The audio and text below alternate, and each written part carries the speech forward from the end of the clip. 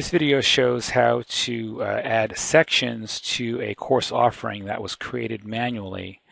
Sections are useful because they can be bulk enrolled into, whereas groups cannot.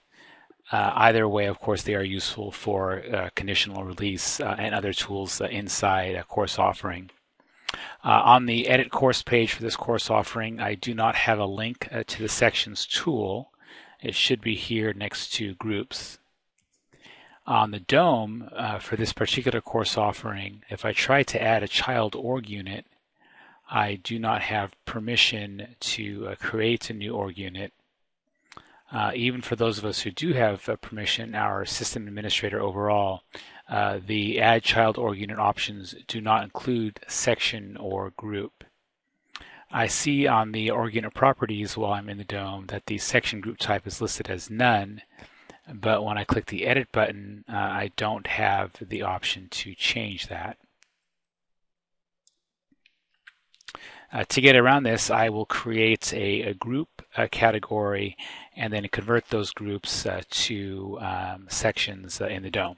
So back on the edit course page, I go to the groups tool and create a new group category. I can see that the category is called employment status.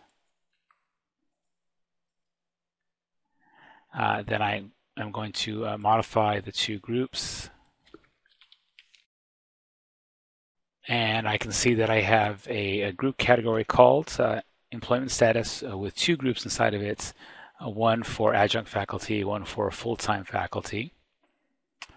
Back on the DOM, when I click the edit button for that org unit properties, I now have an option here under section group type. And the name that I can choose here is the name of the category of groups that I want to convert to sections. I know that the group category I created was called employment status. So I choose that option and then click Save.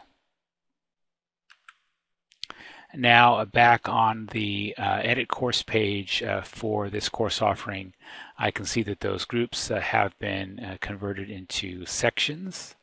Again, they can be bulk enrolled into, and the former group category no longer exists as a group category because it has been converted to a section.